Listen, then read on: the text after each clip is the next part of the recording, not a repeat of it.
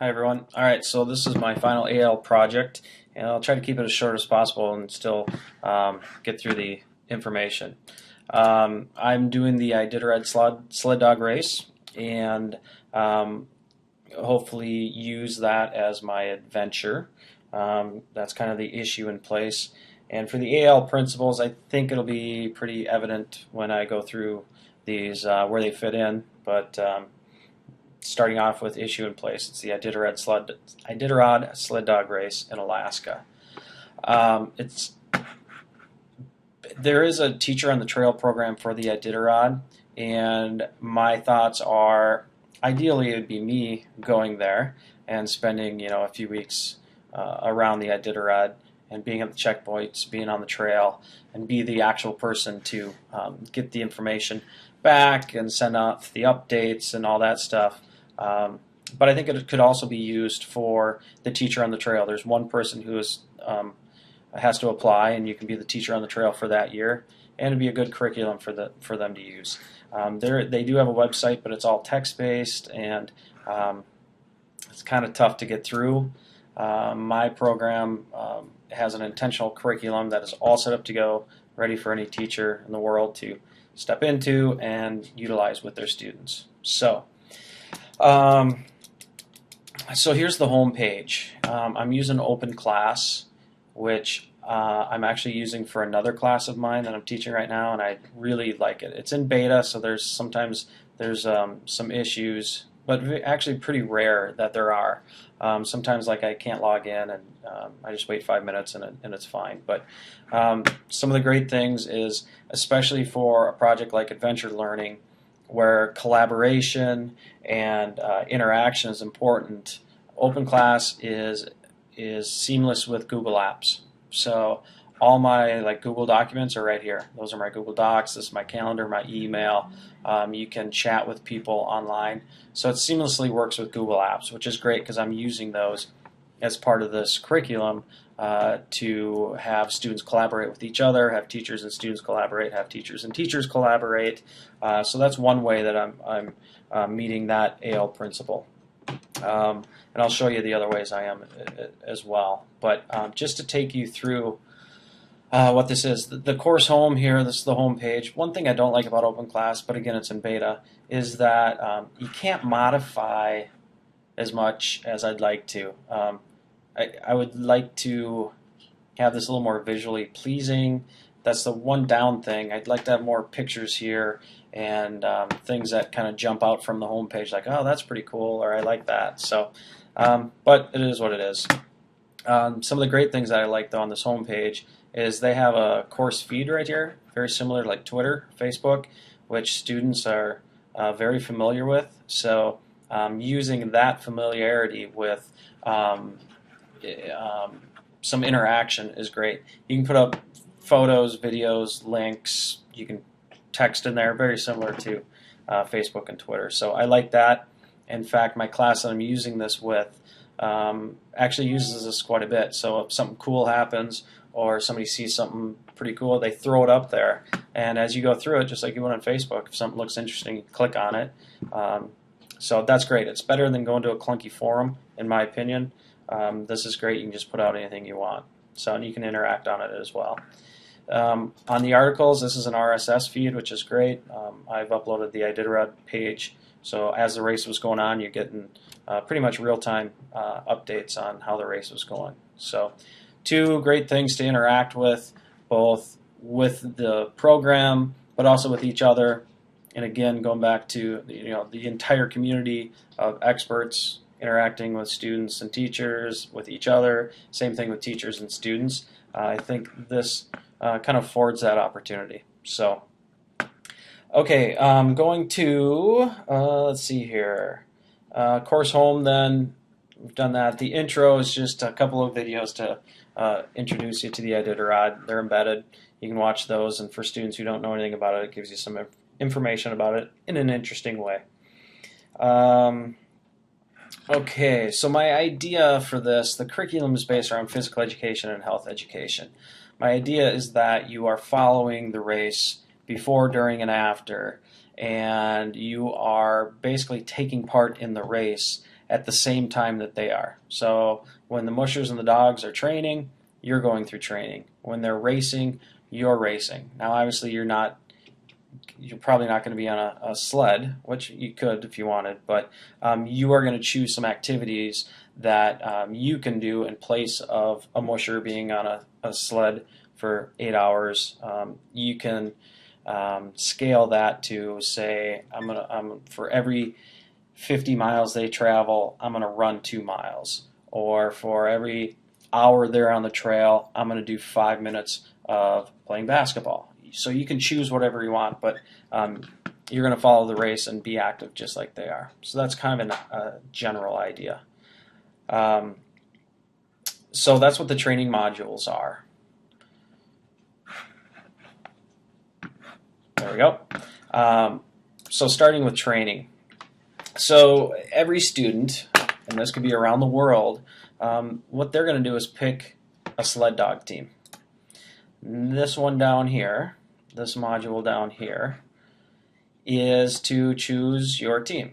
So I've just chosen 6. I don't know how many mushers there are, but there's plenty of them. You click on their name and it shows some information about them. So Dallas Seavey from Seward, Alaska. It would have a picture. Obviously, they're not all identical dogs, but this would just be a summary of who he is, and then it would have all their dogs. The hook for me originally was going to be the dogs, but I think the hook for me is going to be you are choosing a team, and so it turns into a competition. So you are following that team, you're going to follow those dogs, you're going to have interaction with that team, and so basically you're racing along with that person and hoping that you win, meaning that they win the Iditarod. So that's what I think the hook's going to be, is that you are with a team, and that's your team, and you're going to be rooting them on, and you're going to be exercising along with them and making healthy choices along with them the whole way. So that's kind of the hook. So that's the first thing, is everybody's going to pick a team. So here's Dallas Seavey. And then once you have your team, we're going to utilize Flipgrid, which just gets embedded right into the program, which I think is awesome. And these are going to be the interactions between you and the musher, you and other students around the world, you and other teachers around the world, teachers to teachers, all that stuff, which is really fosters a great community. So ideally, I would have the musher do the first one, introduce himself. Hey, thanks for being on my team. Here are my dogs. We're going to do this. I can't wait to have you. Make sure you're asking questions. So throughout the week, you're going to start seeing a bunch of Flipgrid questions from students and everything.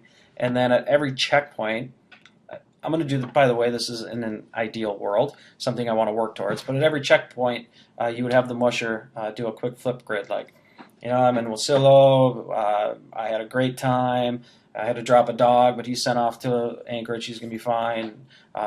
Thanks for all your questions, here's a quick answer, and I'm heading out of here, and thanks for all your support, boom, gone. So this is a great way to interact asynchronously. So you can see the mushers here, Dee Dee, and she has a Flipgrid, Lance Mackey, he has a Flipgrid. So each person will select their own dog or sled dog team. So training.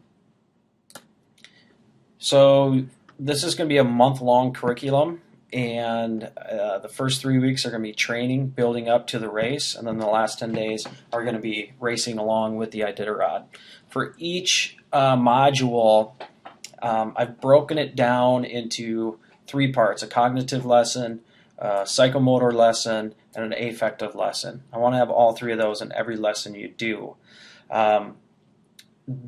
My program has been based for secondary students. Just for time-wise and sanity-wise, I don't have K through 12. So this is more of a secondary. Ideally, if and when this is put into place, it'd be differentiated. So you'd have a K through 4, or even a K through 2 lesson, 3-4 lesson, middle school, high school. It'd be broken out like that, but that's a ways off for me. So anyways, this is an idea of 1 week's lesson.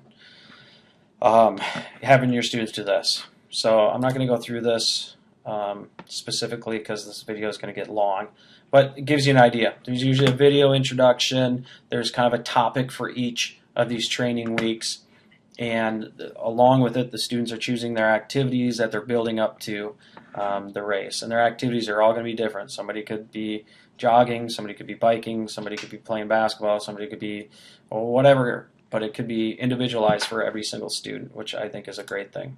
So all the training weeks broken down: cognitive, affective, psychomotor, and then the race. You have the start, ceremonial start. Okay, let's get going. We've worked really hard. Let's get to the ceremonial start. And this is where now they're going to take off and do their activity logs for the race, and they're going to be following along. So that's kind of the idea of it. You're now on your 10-day competition plan. Here are the follow activities that go along with it. You know, check into your Flipgrid, maintain your activity log, check the course feed, and then going back to collaboration and interaction with the experts and with others, I'm going to use Google Hangouts. And again, if I'm going to say I'm embedded into the race, at the checkout points, I'm going to set up Google Hangouts where some people can take part, other people can watch it live via YouTube. And so I've put the dates, you know, here are the Google Hangout chats, be there, and watch live synchronous learning at this point. So the Flipgrids are more asynchronous video. The Google Hangouts are going to be the synchronous interaction. So, okay, next.